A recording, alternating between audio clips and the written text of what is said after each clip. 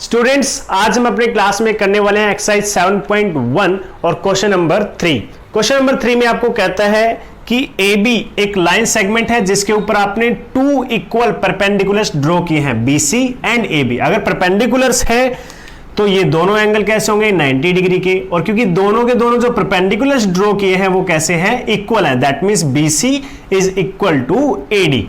उसके बाद आपको प्रूफ क्या करना है, यस प्रूफ क्या करना है, तो प्रूफ आपको करना है that's CD bisects AB, CD bisects AB। तो यानी कि एक तरीके से आपको प्रूफ करना है OA is equal to OB। Bisect करने का सिंपल सा मीनिंग यही है कि एक लाइन को जहां पर भी इंटरसेक्ट किया है दोनों को इक्वल पार्ट्स में ब्रेक किया है, ये आपको प्रूफ करना है, गिवन नहीं है। ठीक है, तो ये रेड जो मैंने स्ट्रोक लगाए हैं इसका मतलब ये नहीं है कि आपको गिवन इक्वल मिल चुके हैं, ये प्रूफ करना है। तो शुरुआत कैसे करते हैं किसी भी क्वेश्चन की, शुरुआत हम करते हैं गिवन के साथ, गिवन। तो यहां लिखेंगे इन गिवन फिगर क्या है आपके पास, हम लिखेंगे BC is perpendicular to AB and AD is perpendicular to AB। Okay, also AD is equal to BC, ये आपके पास क्या है, गिवन है। और अगर आप चाहो तो यहां से एक चीज और निकाल सकते हो कि ये दोनों एंगल 90 डिग्री के इक्वल है, तो आप चाहो तो यहां भी निकाल सकते हो, अदरवाइज प्रूफ में भी लिख सकते हो। अब नेक्स्ट क्या है आपका, टू प्रूव क्या लिखोगे, CD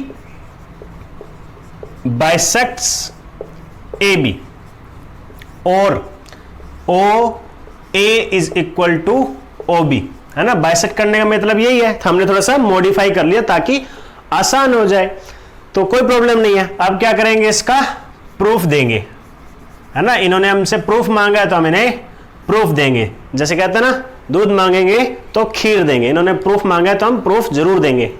ठीक है, चीरना नहीं है कि हमें प्रूफ कैसे मांग लिया, हमसे प्रूफ देना है, ठीक है, तभी मार्क्स मिलेंगे, अगर नहीं देंगे तो मार्क्स नहीं मिलेंगे।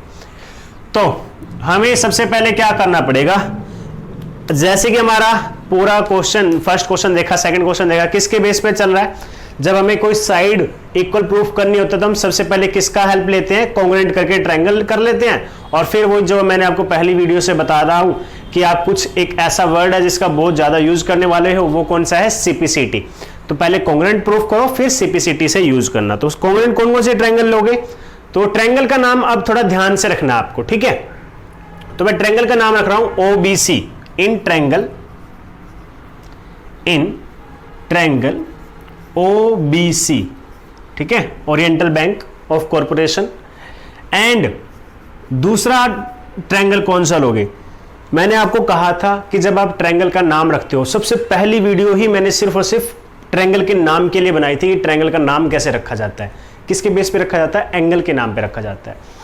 अब बिकॉज यहां पे OBC है और तीसरी जो दूसरा ट्रायंगल है वो ये है, तो वो किससे रखोगे, एंगल B कैसा है, 90 डिग्री का, तो बीच में जो दूसरा एंगल है वो भी कैसा रहना चाहिए, 90, तो यानी कि A आएगा यहां पे, तो यहां कौन सा आएगा, इन दोनों के आसपास, तो मैं रख रहा हूं OAD। अब आप पूछोगे कि ऐसा क्यों रखा, DAO भी तो रख सकते थे, ऐसा इसलिए रखा, देखो यहां पे कौन है O, यहां पर भी कौन है O, ये दोनों पर एंगल जो बन रहे हैं वो इक्वल होने चाहिए। तो क्या ऐसा है, यस ऐसा है, एंगल O जो आपका इस ट्रायंगल पे बना और एंगल O जो हमारे इस ट्रायंगल में बना, दोनों क्या है, इक्वल हैं बाय वर्टिकल अपोजिट एंगल्स। तो पहले वाला एंगल इक्वल हो गया, दूसरा एंगल 90 डिग्री से इक्वल हो गया, B और A, और C और D बाकी 180 डिग्री से हो जाएगा। तीसरे की तो कोई प्रॉब्लम नहीं आती कभी भी, ठीक है, क्लियर रखनी है ये चीजें। अब आप क्या क्या कंपेयर करने वाले इन दोनों ट्रायंगल्स के अंदर, तो हम पहले सबसे पहले क्या कंपेयर कर देंगे, BC is equal to AD, और ये क्या आपको गिवन है, ठीक है। उसके बाद एंगल B, अगर मैं लिखूं यहां पे एंगल OBC, और इसी तरीके से OAD, दोनों एंगल इक्वल है, क्यों, बिकॉज ईच इज 90 डिग्री, दोनों 90 डिग्री के हैं, ठीक है, because all right angles are equal. Next angle BOC, BOC is equal to angle AOD, ये इक्वल क्यों है? तो लिखेंगे वर्टिकल अपोजिट एंगल्स। सिंपल सी बात है, वर्टिकल अपोजिट एंगल क्या होते हैं? आपस में इक्वल होते हैं। अब आपको क्या मिला? साइड एंगल एंगल, ठीक है, एंगल। ऐसी तो कोई प्रॉपर्टी नहीं पढ़ी आपने, मैंने तो पहले ही कहा था आपको कि यहां पे क्या लिखा हुआ है उस ऑर्डर पर ध्यान नहीं देना, वहां चलते हैं डायग्राम में। तो आपको हुआ क्या? पहले क्या आया? एंगल, फिर कौन आया? एंगल, फिर कौन आया? साइड। तो ये लिखेंगे यहां पे, लिख दो यहां पे। So triangle OBC is congruent to triangle OAD by which property? Angle angle side.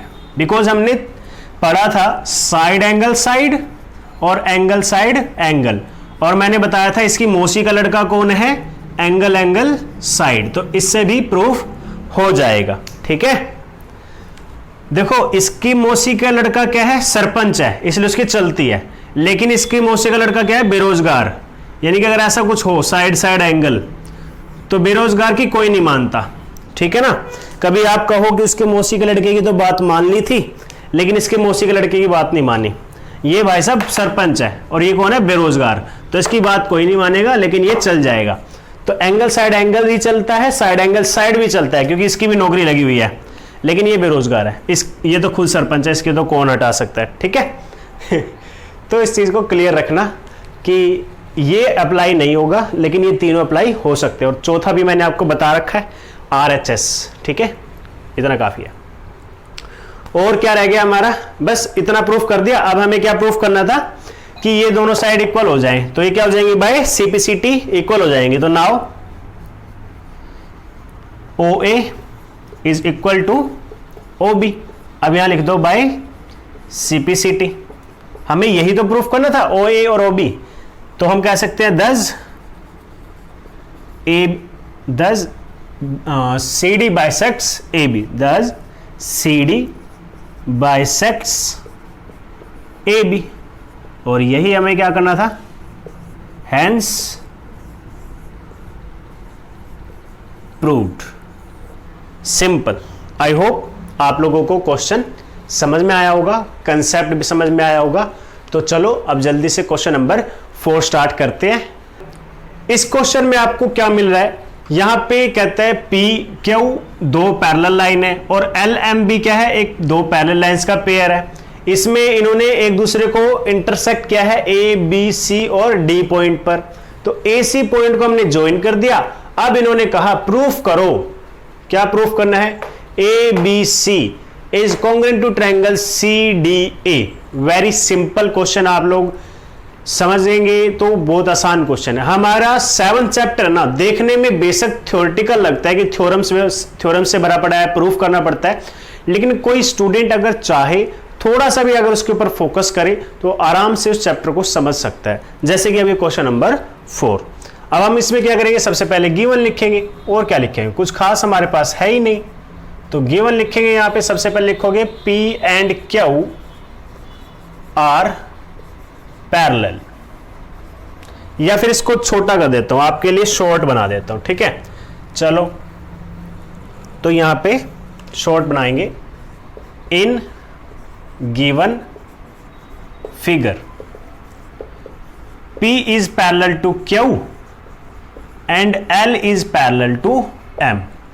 कर दिया छोटा, है ना। अब कुछ नहीं लिखना पड़ा, सिंपल 2 वर्ड में काम चल गया आपका, क्लियर है। और इससे ज्यादा हमें कुछ दिया हुआ भी नहीं है, ठीक है। इंटरसेक्ट क्या है? कुछ नहीं।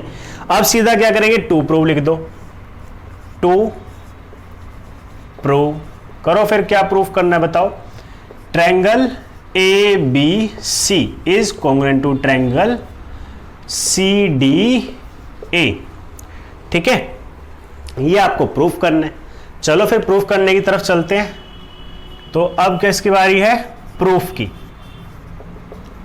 अब देखो यहां पे L नंबर देता हूं, मैं नंबर्स देता हूं किसको? एंगल्स को, एंगल 1, एंगल 2। अब एक चीज देखो, अगर सिर्फ मैं P और Q को देखता हूं, ये P ये Q, और यहां से A से लेकर और C पॉइंट तक क्या चला गया? मेरी लाइन चली गई। तो ये वाला एंगल जो मैंने एंगल नंबर 1 डाला है, ठीक है, इसमें कोई डिफरेंस नहीं है, और ये वाला एंगल 2, ये भी कोई डिफरेंस नहीं है। तो ये एंगल कौन से हैं? Alternate interior angles. तो यहां लिखो since P parallel to Q and AC is a transversal, is a transversal, is a transversal. अब कहने को क्या हो सकता है, आप ये भी कह सकते हो कि जरूरी थोड़ा ना था ये सब लिखूं, direct angle 1 is equal to angle 2 और अल्टरनेट इंटीरियर एंगल लिख देता। नहीं, अब ये तो बताओ कौन सी लाइन ऐसी पैरेलल है जिसकी वजह से वो अल्टरनेट इंटीरियर बने हैं। ठीक है, तो पहले लाइन बताओ, ट्रांसवर्सल बताओ, उसके बाद लिखो यहां पे। तो लिख देते हैं, so angle 1 is equal to angle 2 alternate interior angles, equation number 1। उसके बाद also L is parallel to M। अब L और M की बात करते हैं, ये L है, ये M है, L और M, और ये कौन है? AC, ये A पॉइंट हो गया, ये C पॉइंट हो गया। देख लो, अगर आप देख सकते हो L और M, यहां पे L के साथ और AC के साथ, L के साथ और AC के साथ एंगल बना 3, नाम रख दिया 3, और M के साथ और AC के साथ एंगल बना, नाम रख दिया 4, M के साथ और C के साथ नाम रख दिया 4। तो यहां पे भी लिख दो, also L is parallel to M and AC is a transversal, so angle 3 is equal to angle 4, equation number 2। और reason alternate interior angles. Simple सी बात है, बिकॉज दो पैरेलल लाइन के बीच में जो अल्टरनेट इंटीरियर एंगल्स होते हैं वो क्या होते हैं? आपके इक्वल होते हैं। अब ये दोनों आपके पास आ चुका है, अब बस मुझे क्या करना है? ट्रायंगल्स के काम शुरू कर देना, जो मुझे प्रूफ करना था। ये चीजें वो थी जिनकी जरूरत थी, तो इसलिए इनको हमने क्या कर लिया? पहले ही सोल्व कर लिया। अब यहां लिख दूंगा direct, in triangle ABC and triangle CDA, very simple. ABC के अंदर क्या है? एंगल 1 और एंगल 2, दोनों क्या है? इक्वल है। ठीक है, तो ये हो जाएगा फ्रॉम इक्वेशन नंबर 1। ओके, और अब ये देखो, जो आपका ट्रायंगल ABC है ना, ABC, इसके अंदर कौन सा एंगल लिया है मैंने? नाम कौन सा रखा है? 4। स्टूडेंट्स क्या करते हैं? 3 4 तो दिखा दिया, अब डायरेक्ट 3 इक्वल टू 4 लिख देंगे, जबकि ये उन्होंने देखा नहीं कि एंगल 3 कौन से ट्रायंगल में आ रहा है। तो हम इस चीज को भी ध्यान रखेंगे, angle 4 is equal to angle 3 from equation number 2। ठीक है, देखो 3 इज इक्वल टू 4 ही है अभी भी, लेकिन ABC के अंदर कौन सा एंगल है? 4। तो जो ABC के अंदर है उसके साथ रहना चाहिए। ठीक है, उसके साथ साथ एक चीज और रह गई, ये दोनों ही ट्रायंगल्स के अंदर ये AC लाइन क्या है? कॉमन है। तो देखते हैं, AC is equal to AC, तो यहां लिख दो कॉमन साइड, कॉमन साइड। ठीक है, तो अब ये क्या हो जाएगा? ट्रायंगल कॉन्ग्रुएंट हो जाएगा। Triangle ABC is congruent to triangle CDA। Clear है? अब एक चीज देखो, जो मैंने आपको बताया था कि इसमें आपको जब मैं नंबरिंग, जैसे यहां पे जो लिखा हुआ उसके हिसाब से क्या बन रहा है? Angle angle side. अगर किसी ने यहां लिख दिया बाय एंगल एंगल साइड, तो आंसर हो जाएगा गलत। बिकॉज इसीलिए मैं कहता हूं कि आप यहां पे क्या ऑर्डर बन रहा है उसको मत देखो, आप किसको देखो? डायग्राम को। अब देखो क्या बन रहा है, सबसे पहले एंगल, फिर उसके तुरंत बाद साइड, फिर उसके तुरंत बाद एंगल। अब ये मत कहना कि एंगल फिर इधर से गए एंगल फिर साइड, एंगल एंगल साइड। अरे बाबा नहीं, मैंने आपको कितनी बार कहा है, जो भी आप ले रहे हो, जो भी चीजें उसे आप प्रूफ करना चाहते हो, कॉन्टिन्यूस होने चाहिए, उनके बीच में गैप नहीं होना चाहिए। तो यहां पे तो एंगल के बाद साइड में क्या आ गया? गैप, क्योंकि साइड को तो आप ले ही नहीं रहे, छोड़ दिया, तो ये गैप आ गया, तो गैप तो आना नहीं चाहिए। तो यहां से काउंट करो, एंगल, फिर तुरंत बाद साइड, फिर उसके इमीडिएटली एंगल। तो इसलिए आपका जो रीजन बनेगा वो क्या बनेगा, एंगल साइड एंगल, और ये हो गया आपका हैंस प्रूव्ड। ठीक है, सो सिंपल। और इस तरीके से आज के हमारे दोनों क्वेश्चन हो चुके हैं। तो स्टूडेंट्स जरूर बताना कि आपको क्वेश्चन समझ आ रहे हैं या नहीं। आप रिस्पॉन्स दे सकते हो, ग्रुप में भी दे सकते हो, ग्रुप से अगर आप पर्सनल मैसेज पे भेजना चाहते हो वहां पे भी भेज सकते हो, वीडियो के नीचे कमेंट में बताना चाहते हो तो कमेंट में भी लिखकर बताओ कि कम से कम ये तो पता चले आप लोगों को ये क्वेश्चन समझ आ रहे हैं या नहीं।